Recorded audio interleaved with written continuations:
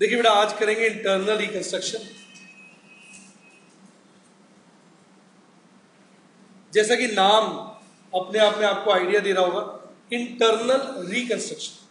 इसको आप कंपेयर कर सकते हैं, जैसे आपका घर पुराना हो गया तो आपने क्या किया, उसकी मरम्मत करा के उसको नया करा दिया, लीपा पोती करके नया करा दिया। यानी घर वही है, कोई भी आएगा तो ये नहीं बोलेगा अरे आपने नया घर बनाया है। जैसे अमेलगमेशन में तो क्या होता था, पुराना घर तोड़ के नया घर बनाते थे, तो कोई आएगा अरे ये नया घर बनाया।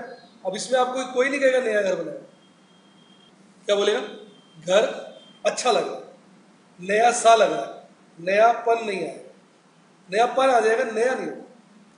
तो इंटरनल रिकंस्ट्रक्शन में क्या होता है, जब किसी कंपनी के बहुत लॉसेज हो जाते हैं ना, तो हम कंपनी नहीं बदलते, कंपनी वही जिंदा रहती है, हम उसको अच्छा बना देते।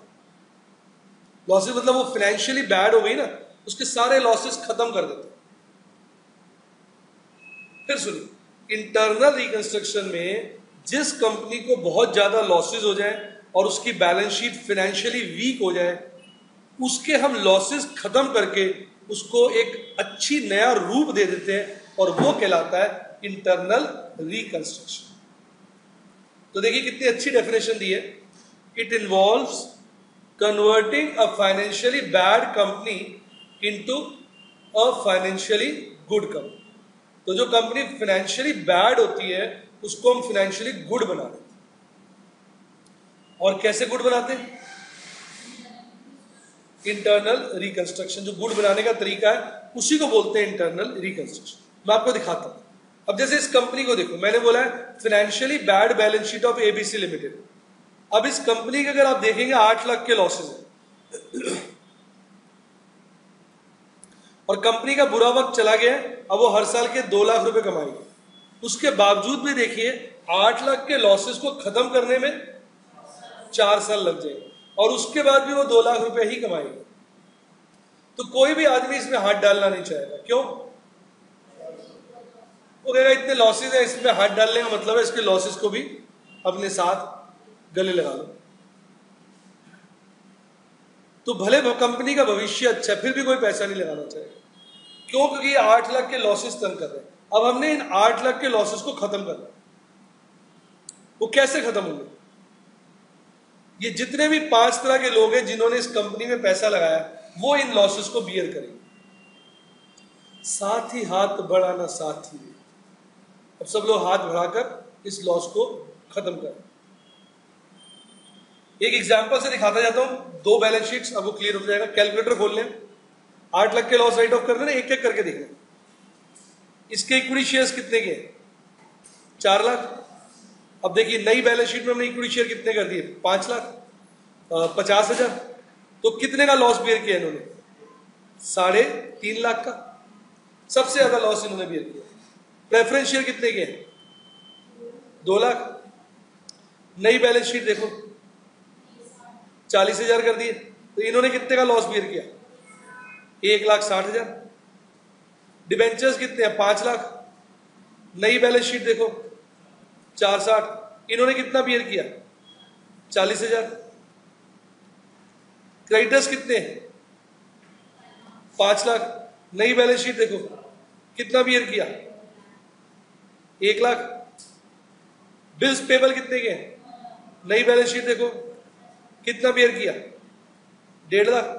चेक करो कितना लॉस बियर हुआ, जोड़ो इसको। 8 लाख। अगर ये 8 लाख ऐसे अपनी लायबिलिटीज कम करा लेंगे तो लॉस खत्म नहीं हो जाएगा। तो ये जो फाइनेंशियली बैड बैलेंस शीट है, देखो ऐसी खूबसूरत सी बैलेंस शीट बन जाएगी। ऐसा नहीं लगा जैसे घर की लीपा पोती करा दी, प्लस्तर खराब हो रहा है, प्लस्तर करा दिया, फ्लोरिंग खराब हो रही है, टाइल्स बदल दी, कहीं मार्बल लगवा दिया, पेंट करा दिया, एकदम घर लग रहा है वैसे नया ब्रांड न्यू। घर वही है, स्ट्रक्चर वही है, कंपनी वही है। देखो अब क्या हुआ, 8 लाख के लॉसेस हमने बियर करा। अब ये कंपनी के हालात अच्छे लग रहे हैं कि कंपनी 2 लाख रुपए कमाएगी, जबकि कैपिटल कितनी है? 50,000। यानी 50,000 में 2 लाख, यानी 400%, 4 टाइम्स कमाएगी। अब सब इन्वेस्टर्स की जीभ बाहर आ जाएगी लालच के बाद, हम लगाएंगे, हम लगाएंगे, हम लगाएंगे। वही कंपनी जिससे इन्वेस्टर क्या कर रहा था, बचने की कोशिश कर रहा था कि कौन चक्कर में पड़े, वही कंपनी लीपा पोती के बाद। ये सच्चाई है, वैसे आपको बताऊं, जैसे हम रहते हैं ना विलास में वहां पर, तो वहां बातचीत से मुझे पता चला कि जो लोग अपने विला को एज इट इज किराए पे देने की कोशिश करते हैं, क्या एज इट इज किराए पे देने की कोशिश करते हैं, मैं एग्जैक्ट रेंट नहीं बोल रहा हूँ, राउंड नॉर्मल वे में बोल रहा हूँ, उनका घर मान लो 70 रुपए किराए पे चढ़ता है, कितने पर? तो जो लोग उसमें अलमारियां वगैरह बना देते हैं, किचन अच्छी बनवा देते हैं मॉड्यूलर टाइप, मतलब थोड़ा पैसा खर्च देते हैं, तो वो जो 70 रुपए का घर किराए पे चढ़ता है, अच्छे से 110 या 120 रुपए किराए पे चढ़ता है। 70 और 110 को कंपेयर करो आप, 70 रुपए, 70,000, 70 लाख मत सोचो, 70 और 110 सोचो, यानी कितना किराया बढ़ जाता है। क्यों? रेडी टू यूज हो जाता है ना। अब किसी को किराए पे दोगे, वैसे ही वो किराए पे रहना चाहता है, कोई विदेशी है, फिरंगी है, बाहर से आया, पहले तो बैठ के वो काम कराए, वो इंटरेस्ट ही नहीं देते। सोच के देखो। तो ये ऐसा नहीं कि मैं आपको जो पढ़ा रहा हूँ ये बस मैं आपको बचकाना बातें सिखा रहा हूँ, सच्चाई से इसका कोई लेना नहीं देना, ये सच है। इन्वेस्टर को लगता है इस कंपनी के टंटे में कौन पड़ेगा, 8 लाख की जिम्मेवारी कौन उठाए। आपने थोड़ी मेहनत करी, यानी लैंडलॉर्ड ने क्या किया, थोड़ा घर सही कराया, अलमारी वगैरह प्रॉपर बना दी, बेड वेड लगा दिए, फैन वगैरह सेट कर दिए अच्छे से, तो सब कुछ ready to use, ready to मतलब यूज में आ गया कि कोई किराया ले अपना जाके बस रहना शुरू कर, तो उसी के बहुत अच्छे पैसे मिलने लग जाते। वही बात यहाँ आ गई, वो इंटरनल रिकंस्ट्रक्शन होता है। ये रियल लाइफ में भी लगता है और कंपनी में भी लगता है। आगे बात पूरी समझ। अब प्रश्न उठता है कि लॉसेस कौन बियर करेगा। हमारा जो एग्जाम्पल था उसमें हमने लिखा ही था कि इक्विटी शेयर होल्डर ने कितना लॉस बियर किया था, 3.5, याद है ना? दिखाओ फिर से, याद ही हो गया। प्रेफरेंस शेयर होल्डर ने कितना बियर किया था, 160। डिवेंचर होल्डर ने कितना बियर किया था, 40। क्रेडिटर ने कितना बियर किया था, 1 लाख। और बिल्स पेबल ने कितना किया था, 1.5 लाख। ऐसा करने से क्या हुआ था, लॉसेस राइट ऑफ हो गए। अब यहां बता रहा हूं इसके लिए हम क्या करते हैं, एक अकाउंट खोल लेते हैं, रिकंस्ट्रक्शन अकाउंट या कैपिटल रिडक्शन अकाउंट। और इसका रूल यह है कि जब भी लॉस हो रिकंस्ट्रक्शन डेबिट होगा, जब भी प्रॉफिट हो रिकंस्ट्रक्शन क्रेडिट होगा। अब जैसे इक्विटी शेयर होल्डर्स ने कितना छोड़ा, तो इसकी एंट्री ये नहीं हो जाएगी, equity share capital to reconstruction 3.5 lakh. सोच के देखो, कैपिटल उन्होंने कैंसिल करा दी, लायबिलिटी कम होगी, लायबिलिटी कम हो तो डेबिट, लायबिलिटी कम हो तो डेबिट, और ये हमारे लिए प्रॉफिट है, प्रॉफिट हो तो रिकंस्ट्रक्शन क्रेडिट। देखो अब आप सबकी एंट्री बना सकते हो। इसकी एंट्री देखो, ये राशि का बताएगी, क्या होगी इसकी एंट्री, प्रेफरेंस शेयर होल्डर की, preference share capital debit to reconstruction 1,60,000। Prasoon बताएगा इस 40,000 की क्या होगी। डिवेंचर कम हो रहे, डिवेंचर डेबिटेड टू रिकंस्ट्रक्शन। सारी एंट्री आ गई आपको, नहीं समझ आया? इस 1 लाख की एंट्री क्या होगी, Rajat. Creditors debited to reconstruction. Bills payable के 1.5 लाख की एंट्री क्या होगी, bills payable debited to reconstruction. तो जब भी लायबिलिटी कम हो तो डेबिट, बढ़े तो क्रेडिट, एसेट बढ़े तो डेबिट, घटे तो क्रेडिट, प्रॉफिट हो तो रिकंस्ट्रक्शन क्रेडिट, लॉस हो रिकंस्ट्रक्शन डेबिट। अब सोचो रिकंस्ट्रक्शन में 8 लाख रुपया नहीं जमा हो गया। देखो मैं आपको दिखाता हूं, आप कहोगे सर ने तो बातों बातों में चैप्टर ही करा दिए, आपको ऐसा लगेगा। ये रिकंस्ट्रक्शन अकाउंट एंट्री है तो आपको याद है पहली एंट्री क्या थी, equity share capital to reconstruction. तो यहां क्या आ जाएगा, by equity share capital 3.5 lakh. दूसरी preference share capital to reconstruction, by preference share capital 1,60,000। तीसरी डिवेंचर्स टू रिकंस्ट्रक्शन, तो बाय डिवेंचर्स 40,000। चौथी क्रेडिटर्स टू रिकंस्ट्रक्शन 1 लाख, तो बाय क्रेडिटर्स 1 लाख। आखिरी bills payable to reconstruction 1.5 lakh, by bills payable 1.5 lakh. कैसा लगा? अब बैलेंस शीट में लॉसेस याद करो कितने थे, उनका बैलेंस क्या था, डेबिट या क्रेडिट, डेबिट था ना लॉसेस का। अब लॉसेस खत्म करने हैं तो लॉसेस को क्या करना पड़ेगा, क्रेडिट, और रिकंस्ट्रक्शन को क्या करोगे, डेबिट। 8 लाख से अब ये देखो ये अकाउंट क्लोज हो गया। कैसा लगा, कर दिए ना लॉसेज राइट ऑफ। सच से बताओ मजा आया कि नहीं आया? अभी ये तो हमारा 90 क्वेश्चन था, रिपीट, मतलब 8 लाख के लॉसेस थे, 8 लाख के हमने प्रॉफिट जनरेट किए। पर होता क्या, कई बार जब हम प्रॉफिट जनरेट करते कभी थोड़े कम हो जाते, कभी थोड़े ज्यादा। अगर तो मान लो आपने प्रॉफिट ज्यादा जनरेट कर लिए, क्या फिर जो इसका बैलेंस इस साइड आएगा वो फिर चला जाता है कैपिटल रिजर्व। और अगर आपने प्रॉफिट कम जनरेट किए फिर बैलेंस किधर आता है, इधर, और वो एक तरीके से लॉसेज रह गए, रिपीट। पर वो हमें अच्छा नहीं लगता उसको लॉसेस कहने। आपने घर में सफेदी कराई और यहाँ थोड़ा सा सीलन का पैच आ गया तो आपको अच्छा लगेगा? अब बोलोगे हाँ यार सीलन आ, अब यहाँ तो पूरी सफेदी फिर से कराओ, इससे बढ़िया नहीं है एक सीनरी लाके लगा दी। हाँ, किसी ने पूछा वैसे नहीं अलग जगह पे सीनरी क्यों लगाई हुई है, तो आपने ईमानदारी से बता दिया यार वो सीलन आ गई थी, अभी अभी सफेदी कराई सीलन आ गई, मैंने कहा सीनरी लगाए तो वो क्या बोलेगा, बहुत बढ़िया, ये बहुत अच्छा किया, ये सही कराओ, सीलन तो बुरी लगती है तो ठीक लग रही है। आपने झूठ नहीं कहा, बता दी। इसी तरह मैं इसको यहाँ कोरिलेट कर रहा हूं, आपके लॉसेस बच गए, रिपीट। अब बैलेंस शीट में फिर लॉसेस दिखा दोगे तो आदमी कहेगा अब अच्छी रिकंस्ट्रक्शन करी। रिकंस्ट्रक्शन किस लिए की थी?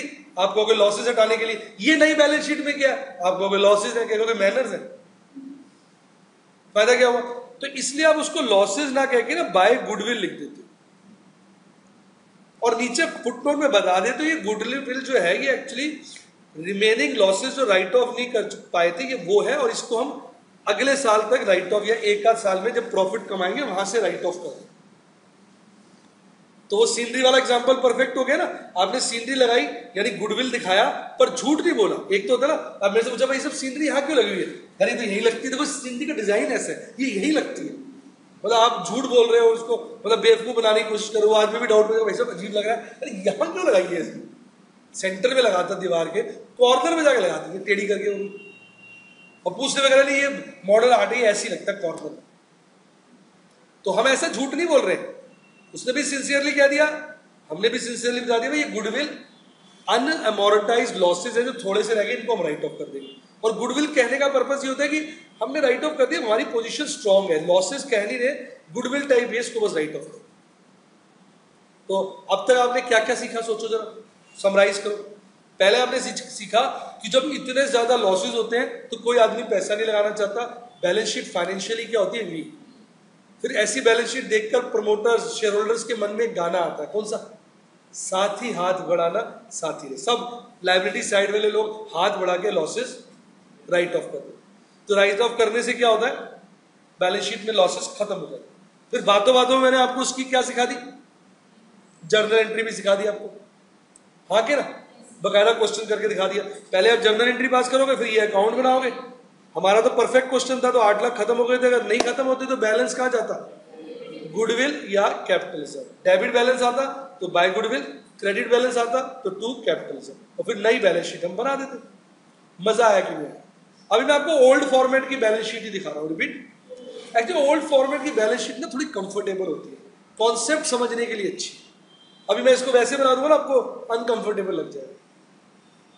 जैसे आप सोचो आप घर में टाई पहन के बैठे हो, सूट पहन के, तो आपको घर में मजा ही नहीं आएगा बैठने का। घर में मजा कब आता है, जब घर थोड़ा गंदा कर दो, ये चीज उठा के वहां फेंक दो, निक्कर में बैठे हो, अपना आराम से बैठे हो, तभी तो रिलैक्स महसूस होता है। गलत करो जी, फॉर्मल बैलेंस शीट में मजा नहीं आएगा। कॉन्सेप्ट क्लियर हो गया ना, क्योंकि अलग अलग आइटम दिख रही है। अभी वो शेड्यूल 6 की न्यू बैलेंस शीट से ही कराऊंगा सारे क्वेश्चन, बस समझाने के लिए पुरानी बैलेंस शीट में। क्योंकि एक्चुअली शेड्यूल 6 की बैलेंस शीट में प्रॉब्लम क्या, हर फिगर ना टोटल करके आती है, क्या आती है, तो अलग अलग नहीं दिखा सकते, तो मजा सा कम आता है। अभी जरा मैंने आराम से बना लिया ना, समझ आया सबको, क्लियर हो गया? तो अभी क्वेश्चन किस तरह का होता है, आपको एक गंदी सी बैलेंस शीट दे देंगे, फिर क्या बोलेंगे, बता देंगे उसका रिकंस्ट्रक्शन क्या होगा, उसकी आप एंट्री करोगे, उसके साथ रिकंस्ट्रक्शन अकाउंट बनाओगे, और रिकंस्ट्रक्शन अकाउंट का बैलेंस गुडविल या कैपिटलिज्म में ट्रांसफर करके नई बैलेंस शीट बना। लॉसेज आपने अपने आप राइट ऑफ करने सारे, वो ना भी बोले तब भी। क्यों? क्योंकि इंटरनल रिकंस्ट्रक्शन होता ही लॉसेस को राइट ऑफ करने के लिए है। कई बार कई बच्चे पूछते हैं सर सब कुछ उसने क्वेश्चन में बोला हम वो कर देते हैं, लॉसेस तो उसने बोला नहीं राइट ऑफ करने के लिए, हम क्यों कर रहे हैं? मैंने कहा बेटा आपको शादी में आदमी कार्ड देके आता है, उसमें ये थोड़ी लिखा होता है आके खाना जरूर खाना, और ना ही जब आप शादी में पहुंचते हो कोई कहता है खाना खा लो, कई बार नहीं भी कहता आजकल तो, पहले जमाने में तो लोग बोलते थे, आजकल तो इतना बिजी होता है हर कोई कि बोलता नहीं। आप जाते ही आप भी क्या करते हो, वेट करते हो, देखते कहाँ है माल, क्योंकि आप भी घर से यही सोच के चलते हो कि बाहर खाना है, जा रहे हो और मजे से खाते हो, कोई कहे या ना, बाई चांस में मिल जाता कुछ ले लिया, सब ले लिया जी।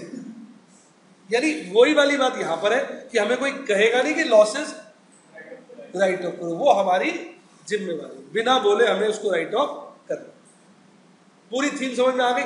बच्चे चैप्टर कर लेते, थीम ही समझ में नहीं आती। सबसे अच्छा कोई पूछे व्हाट इज इंटरनल रिकंस्ट्रक्शन, प्यारी सी डेफिनेशन देना, फाइनेंशियली बैड बैलेंस शीट को गुड बैलेंस शीट में कन्वर्ट करना।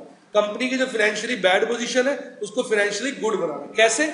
उसके लॉसेस इन्वेस्टर्स को बियर करा और फिर लॉसेस को राइट ऑफ कर दो। एंट्री भी सीख लिया, आपको अच्छा लगा, समझ आया पूरा? अभी आगे और चर्चा कर रहे हैं, सब बातें अब मैं बता चुका हूं। नेक्स्ट पॉइंट लिखा कि लास्ट में प्रॉफिट जब जनरेट हो जाएंगे तो लास्ट में आप क्या करोगे, एक्यूमुलेटेड लॉसेस को राइट ऑफ।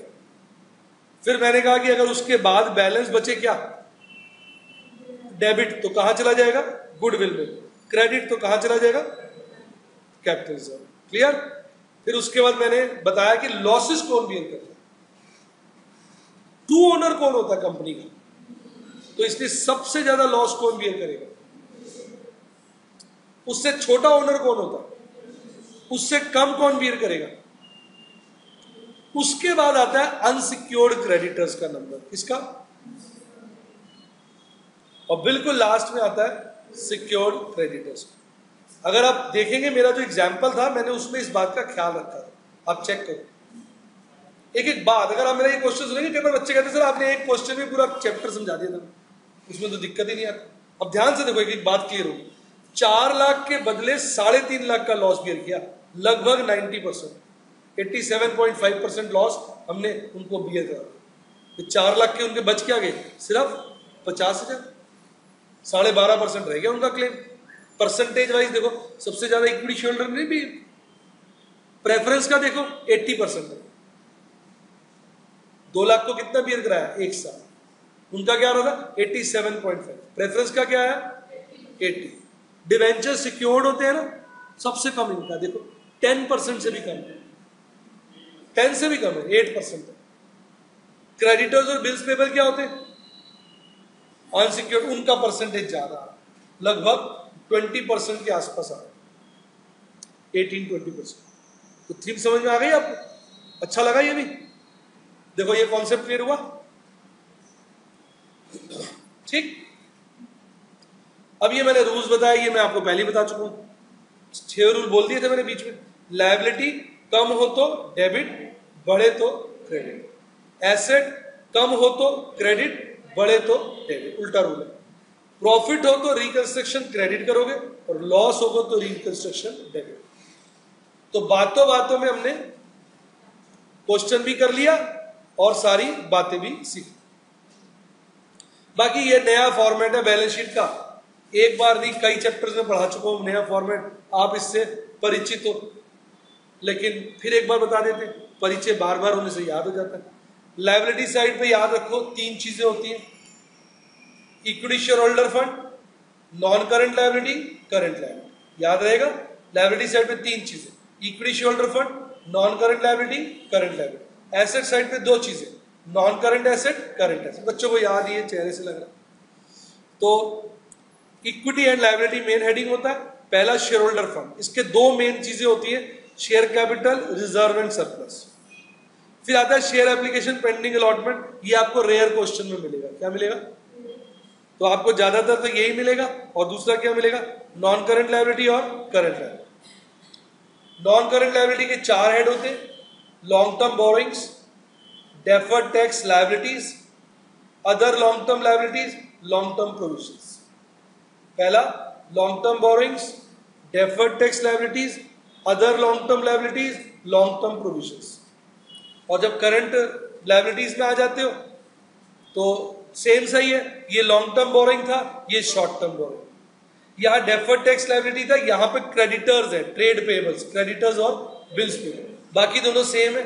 या अदर लॉन्ग टर्म लायबिलिटीज था, या अदर करंट लायबिलिटीज है, या लॉन्ग टर्म प्रोविजन था, ये शॉर्ट टर्म प्रोविजन। याद ही करा दिया आपको, बस नॉन करंट में डेफर्ड टैक्स लायबिलिटी और यहाँ पर ट्रेड पेबल्स है। बाकियों के नाम अगर आप ध्यान दोगे क्या है, सेम है, बस नॉन करंट में लॉन्ग टर्म है और करंट में शॉर्ट टर्म। एक बार फिर बात करते हैं, लायबिलिटी साइड पे कितने हेड्स होते हैं मेन? 3। शेयर होल्डर फंड, उसके 2 ही पार्ट है, शेयर कैपिटल और रिजर्व्स एंड सरप्लस। फिर non current liability, current liability.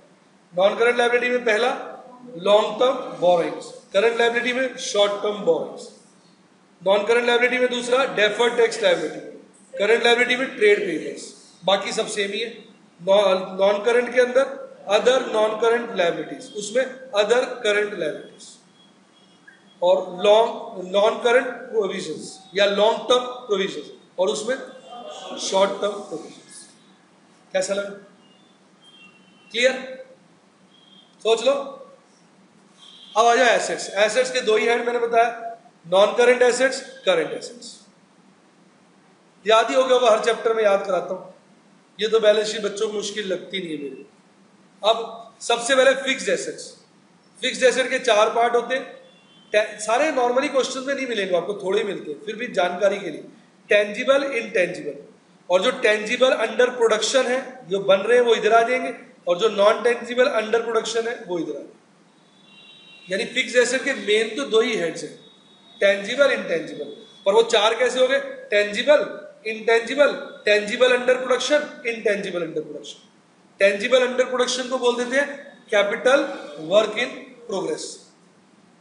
Intangible को बोल देते हैं अंडर प्रोडक्शन को इंटेंजिबल अंडर डेवलपमेंट। तो पहला हेड क्या होगा बेटा नॉन करंट एसेट्स का? Fixed assets. मेन उसके 2 ही हेड होंगे, टेंजिबल और इनटेंजिबल। बढ़ जाओ आगे। फिर नॉन करंट इन्वेस्टमेंट्स, फिर डेफर्ड टैक्स एसेट्स, फिर long term loans and advances और अदर नॉन करंट एसेट्स। इसमें ये वाला और ये वाला सेम है। फिक्स्ड एसेट तो नहीं आएगा करंट के अंदर, वहां पे लॉन्ग टर्म इन्वेस्टमेंट था या नॉन करंट इन्वेस्टमेंट्स, यहां क्या हो जाएगा? करंट इन्वेस्टमेंट या शॉर्ट टर्म इन्वेस्टमेंट। क्लियर? उसके बाद 3 हेड इसके अलग है खास। पहले हमारे पास स्टॉक होता है, उसको बेचते हैं, डेटर्स बनता है, डेटर से पैसा आता है, कैश बनता है। इस सीक्वेंस को याद रखो। पहले क्या होता है? स्टॉक, उसको बेचते हैं, डेटर्स, डेटर से पैसा आता है, कैश। तो पहले इन्वेंट्रीज, उनको सेल किया, ट्रेड रिसीवेबल्स, पैसा आ गया, कैश एंड इक्विटी, और बाकी ये दोनों इसके साथ मैच करते हैं। ऊपर था long term loans and advances, नीचे आ जाएगा short term loans and advances. ऊपर है अदर नॉन करंट एसेट्स, नीचे आ जाएगा अदर करंट एसेट्स। इसलिए कंपेयर करा देता हूं जिससे आपको याद हो। तो नॉन करंट एसेट्स के 5 सब हेड्स हैं और करंट एसेट्स के 6। ज्यादा पॉपुलर करंट एसेट में आपको मिलेगा इन्वेंट्री, ट्रेड रिसीवेबल्स और कैश एंड इक्विटी, और बचा हुआ डाल देना अदर करंट एसेट्स। एफडी थोड़ा ना शॉर्ट टर्म की नहीं होती, 1 साल से ऊपर की है, रिपीट 1 साल से ऊपर की है तो वो आ जाएगा। फिर हमने एफडी कराई है या हमने करवाई है, फिर वो इसमें आ जाएगा। अगर एफडी कराई तो नॉन करंट इन्वेस्टमेंट प्रेफर कर लेना। 1 साल से ऊपर है, 1 साल से कम की है तो फिर करंट इन्वेस्टमेंट ही एफडी सोचो। एफडी कोई एडवांस थोड़ी दिया हुआ, किसी को लोन थोड़ी दिया हुआ, तो इन्वेस्टमेंट एक प्रकार। लोन एडवांसेस में वो आते हैं जैसे हमने किसी अपनी सब्सिडरी को जानकारी में लोन दिया, अदरवाइज तो इन्वेस्टमेंट ही कहोगे ना। बैंक में एफडी कराते तो भी आपने लोन दिया बैंक को, कभी ये कहते मैंने लोन दिया बैंक को, आप क्या क्या बोलते हो? इन्वेस्टमेंट। इवन आप कंपनी के डिवेंचर्स खरीदते हो, वो भी तो इन्वेस्टमेंट होता है, जबकि वो आप लोन दे रहे होते। Other long term loans and advances में होता है ना पर्सनल नेचर के लोन, जो मार्केट में हम पैसा लगाते हैं ना, जैसे बैंक में एफडी करा लिया, शेयर्स खरीद लिए, डिवेंचर्स खरीद लिए। ऑल्दो डिवेंचर्स भी लोन ही होते हैं आपको पता है, लेकिन फिर भी वो किस कैटेगरी में आते हैं? इन्वेस्टमेंट।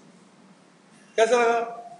लोन नॉर्मली होता है 1 to 1 वाला, क्या जैसे मैंने आपको लोन दिया, आमने सामने बैठ के लोन। ठीक, मजा आ गया? बहाने से बैलेंस शीट भी याद करा दिया। कोई डाउट? तो बेसिक्स पूरा क्लियर हो गया आपको? एक बार हल्का सा क्विक रिवीजन कर ले। एंट्री में तो कोई डाउट नहीं, में तो रट गई आपको। ये भी समझ में आ गया कि लॉसेस का सीक्वेंस सबसे पहले की जगह सबसे ज्यादा और पहले कौन, फिर प्रेफरेंस शेयर होल्डर, पहले इक्विटी शेयर होल्डर, फिर प्रेफरेंस शेयर होल्डर, फिर अनसिक्योर्ड क्रेडिटर्स, फिर सिक्योर्ड। ठीक, रियलाइजेशन रिकंस्ट्रक्शन का पता चल गया, डेबिट हो, लॉस हो तो डेबिट, प्रॉफिट हो तो क्रेडिट। बाद में P&L वाले लॉसेस अपने आप राइट ऑफ करने, बैलेंस बचे डेबिट तो गुडविल, क्रेडिट तो कैपिटल रिजर्व। सारा याद ही हो गया होगा। इंटरनल रिकंस्ट्रक्शन का मतलब फाइनेंशियली बैड कंपनी को फाइनेंशियली गुड बनाना। कैसे? साथ ही हाथ बढ़ाना, साथ, यानी जो लोगों ने पैसा लगाया वो हाथ बढ़ाकर मिलजुल कर सारे लॉसेस बियर कर रहे। थोड़ा मजा आया? पूरी थीम क्लियर? श्योर? पक्का?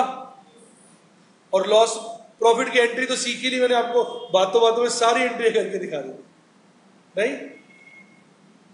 सही बताओ? क्लियर? नहीं, नॉर्मली जब हम रिकंस्ट्रक्शन करते हैं तो नेक्स्ट ईयर ऑनवर्ड हमें प्रॉफिट ही होती है। लेकिन मान लो बुरा वक्त है भाई साहब, पता चलता है एक के बाद दूसरा हादसा भी हो जाता है, तो क्या होगा उस केस में? आप जो है अगले साल फिर लॉस इकट्ठा होता रहेगा और क्या होगा, फिर 2-4 साल बाद फिर रिकंस्ट्रक्शन करना पड़ेगा अगर बुरा वक्त ही आ गया। पर नॉर्मली रिकंस्ट्रक्शन जब हम करते हैं उसका अच्छा वक्त आ चुका हो, श्योर होते हैं तभी करते हैं। कैसा लगा? पक्का?